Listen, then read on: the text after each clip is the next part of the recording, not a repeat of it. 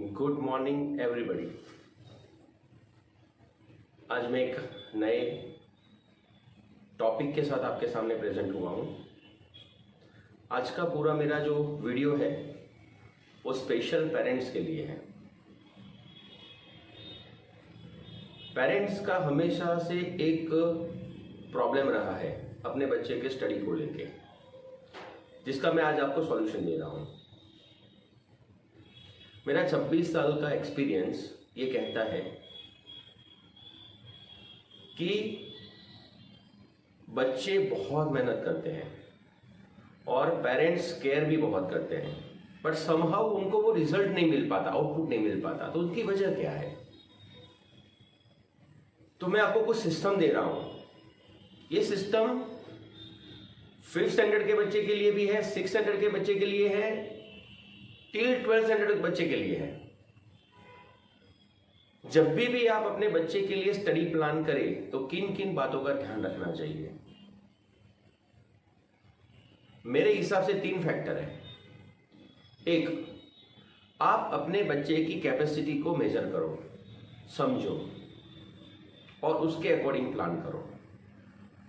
दूसरा, कंपैरिजन करो, दूसरे बच्चों से उनकी कंपैरिजन करो, लेकिन ऐसी कंपैरिजन नहीं कि वो 90 ला रहा है तो मैं 90 क्यों नहीं ला रहा हूं, या मेरा बच्चा 90 क्यों नहीं ला रहा है। हाँ, उस 90 तक पहुंचने के लिए मेरा प्लान क्या होना चाहिए।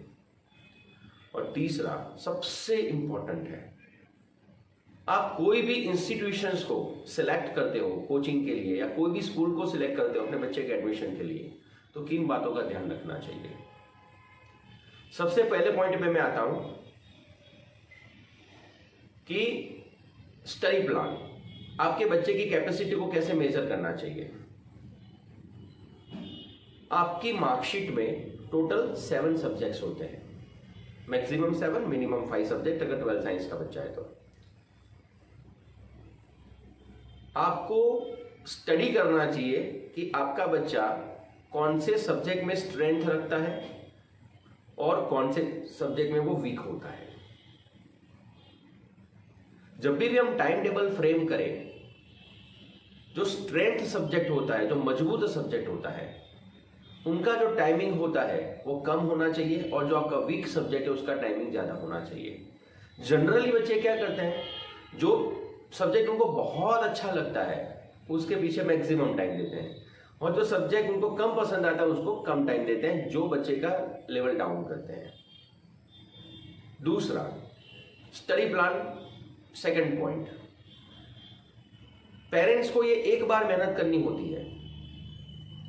आपको अपनी सब बुक सामने रखनी चाहिए, ऑल सब्जेक्ट्स, उसके टोटल चैप्टर्स काउंट करने चाहिए कि भाई 7 सब्जेक्ट्स के टोटल चैप्टर्स कितने हैं।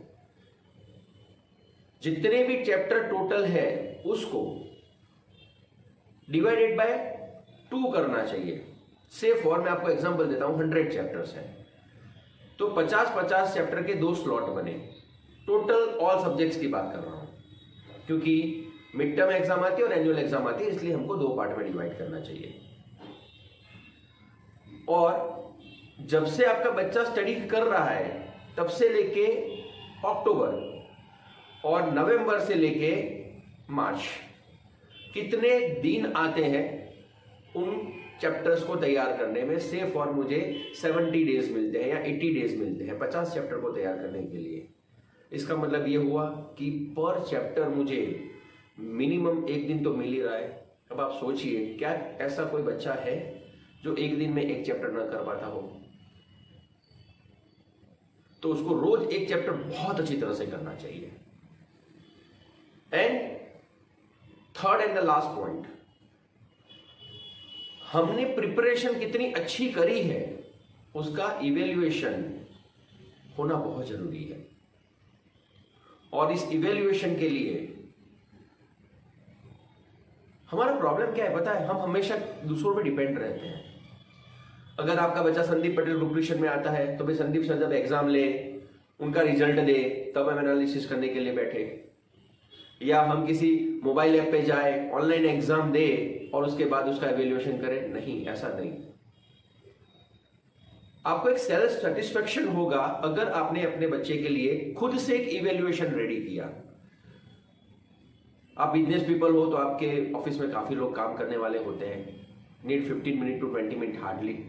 और आप सर्विस पीपल हो तो आपका एक टाइम फिक्स होता है, उस टाइमिंग के दौरान आगे पीछे भी आप ये इवेल्युएशन पार्ट कर सकते हो। आज आपका बच्चा जो भी सब्जेक्ट तैयार करने वाला है, से फॉर मैथमेटिक्स करने वाला है, चैप्टर 1 करने वाला है, तो आपके पास चैप्टर 1 का खुद का बनाया हुआ पेपर रेडी होना चाहिए। जैसे बच्चा चैप्टर कंप्लीट कर देता है, आप उसको पेपर को लिखवा दीजिए और पेपर को चेक करने के लिए आप अपने इंस्टीट्यूशंस के टीचर की या स्कूल के टीचर की हेल्प लीजिए। खड़े खड़े उस पेपर को चेक करवा लीजिए। अगर ये स्टडी प्लान आप 3 मुद्दों में तैयार करते हो तो 110% आपके बच्चे का रिजल्ट इंप्रूव होगा। सेकंड पॉइंट पे आता हूं, कंपैरिजन पे। जब हम 2 जन की कंपैरिजन करते हैं तो हम उनके रिजल्ट की कंपैरिजन नहीं करते हैं, बल्कि उनकी ताकत की कंपैरिजन करते हैं और उनकी कमजोरियों की कंपैरिजन करते हैं। आपको एक ताकत की कंपैरिजन करना चाहिए, आपका बच्चा और दूसरा बच्चा के ताकत में कितना डिफरेंस है, तो मेरे बच्चे को मैं उस ताकत तक पहुंचाने के लिए क्या वर्कआउट करूं। और उस वर्कआउट के लिए आपको कभी अपना नॉलेज नहीं थोपना चाहिए, बट जरूरी है कि आप अपने इंस्टीट्यूशंस या अपने स्कूल की टीचर्स की, आपको जिस पे भरोसा आता है, जिनकी एडवाइस पे भरोसा आता है, उनसे आप मदद मांगिए कि भाई मुझे इस तरह से मेरे बच्चे को तैयार करना है। 1-to-1 मीटिंग कीजिए। And third, choice of school और इंस्टीट्यूशंस। देखिए, मैं संदीप पटेल ग्रुप ट्यूशन चलाता हूं, इसलिए मैं ऐसा नहीं बोल रहा हूं कि आपको संदीप पटेल ग्रुप ट्यूशन में आना चाहिए। बट जब भी आप कोई चॉइस करते हो तो सबसे पहले ये देखना चाहिए कि आप कोई जगह पे बेवकूफ तो नहीं बन रहे हो ना, कोई अपने बातों की जालों में आपको फांस तो नहीं रहा है ना।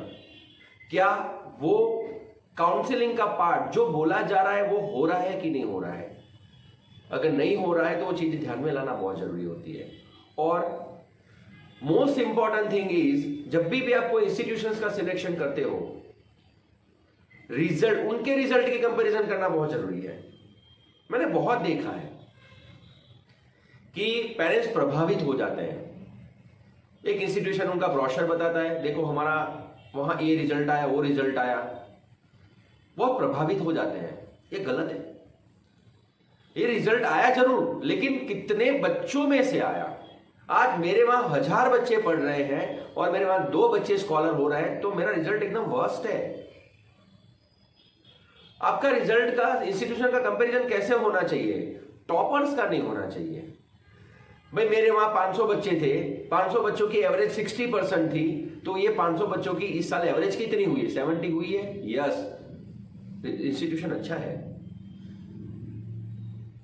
इंस्टीट्यूशन क्या इतने फैक्टर पे काम कर रहा है? नंबर 1, क्या वहां के टीचर्स क्वालिफाइड है, एक्सपीरियंस्ड है? नंबर 2, क्या वहां का मालिक, वहां का ऑनर आपके बच्चे की पर्सनल केयर कर रहा है, और क्या वो एकेडमिक से कनेक्टेड है, क्या वो कोई सब्जेक्ट पढ़ा रहे हैं? Number 3 and the most important part is, आप जब भी चाहो, क्या आपको वो मिलने के टाइमिंग्स दे रहे हैं? मैं ऐसा नहीं बोलता कि आप जब भी बोलो मंडे ट्यूसडे वेडनेसडे वो टाइमिंग दे दे, लेकिन क्या आपके बच्चे के लिए उनके पास स्पेयर टाइम है? देखिए, टीचिंग तो 1 घंटे में पूरा हो जाता है, लेकिन 1 घंटे की टीचिंग के लिए बच्चे को 5 से 6 घंटे की केयर करनी पड़ती है। अगर आपके बच्चे को 360 डिग्री ग्रोथ करना हो तो मेरा एक्सपीरियंस ऐसा बोलता है कि एक बच्चे के पीछे एटलीस्ट 4 से 5 घंटे का वर्कआउट करना पड़ता है, केयर करनी पड़ती है। ये सब मुद्दों का ध्यान रख के आपको एक इंस्टीट्यूशन और एक स्कूल का सिलेक्शन करना चाहिए, नहीं कि बल्कि जोरदार ऑफिस है, जोरदार रिसेप्शन ऑफिस है, या छुटेड बुटेड लोग बैठे हुए हैं, आपको काउंसलिंग कर रहे हैं। आप काउंसलिंग की भाषा क्या समझते हो? What do you mean by counselling? Counselling का मतलब यह नहीं होता कि मैं मेरे इंस्टीट्यूशंस के बारे में बोलूं। काउंसलिंग का मतलब यह होता है कि आपके बच्चे की प्रॉब्लम क्या है, आपका बच्चा कहां पे अटका है, उसको मैं कैसे इंप्रूव करूं। This is the meaning of counselling.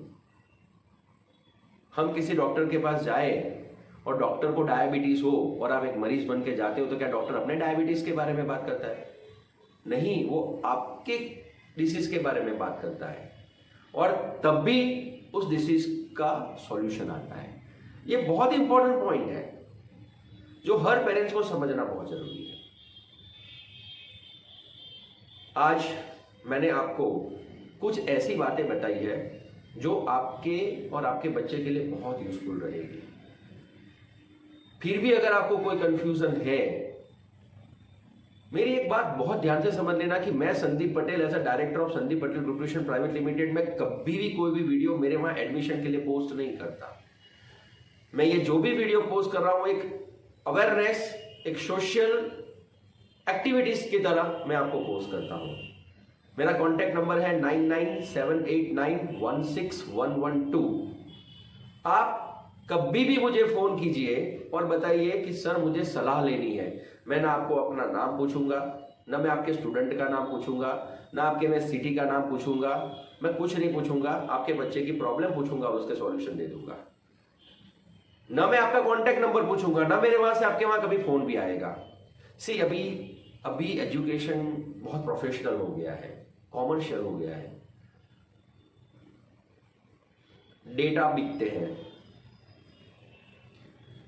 मेरे वहां बहुत सारे लोग आते हैं मुझे मीटिंग करने के लिए कि सर आप कॉलेज सेक्शन नहीं करते हो या ये सेक्शन नहीं करते हो तो आपके बच्चे हमको प्रोवाइड करो। मैं बहुत गुस्सा कर देता हूं, बोलते मैं बच्चों का बिजनेस नहीं करता, बच्चे मेरी जागीर नहीं है। मैं बच्चों को बता जरूर सकता हूं बेटा ये इंस्टीट्यूशन बहुत अच्छे हैं, आप यहाँ जा सकते हो, बट मैं एक कमीशन लेके मैं बच्चों को बेच नहीं सकता। मेरा ये जो स्टेटमेंट है या जो मेरा ये स्पीच है या जो मेरा वीडियो किसी भी इंस्टीट्यूशन या स्कूल के ऊपर पर्सनली नहीं है, ये ऑल ओवर जो सोशल प्रॉब्लम है, समाज की प्रॉब्लम है, उसके ऊपर है। So don't take it personally. और मेरी सब इंस्टीट्यूशन और स्कूल से भी गुजारिश है कि भले हम कॉमर्शियल बने, भले हम प्रोफेशनल बने, बट एटलीस्ट जिस प्रोफेशनल को बनने के लिए आप जिस प्रोफेशन में हो उस प्रोफेशन को जिंदा रखें। मेरी एक आपसे रिक्वेस्ट है कि मेरा एक बैच चलता है फ्री ऑफ कॉस्ट, वो उन गरीब बच्चों के लिए है जो ट्यूशंस नहीं जा पाते हैं। करीबन 200 से 250 बच्चे मेरे साथ जुड़े हुए हैं। ऑटो वाले हैं, रिक्शा वाले हैं, मजदूर के बच्चे हैं, जिनको मैं ऑनलाइन एजुकेशन प्रोवाइड करता हूँ। सिर्फ मैथमेटिक्स प्रोवाइड करता हूँ और इंग्लिश ग्रामर प्रोवाइड करता हूँ, क्योंकि मैथ्स में लेता हूँ, इंग्लिश ग्रामर मेरी वाइफ लेती है। सो आने वाले वीडियो में मैं कुछ और टॉपिक्स लेके आऊँगा। Thank you so much. मिलते हैं, बाय बाय।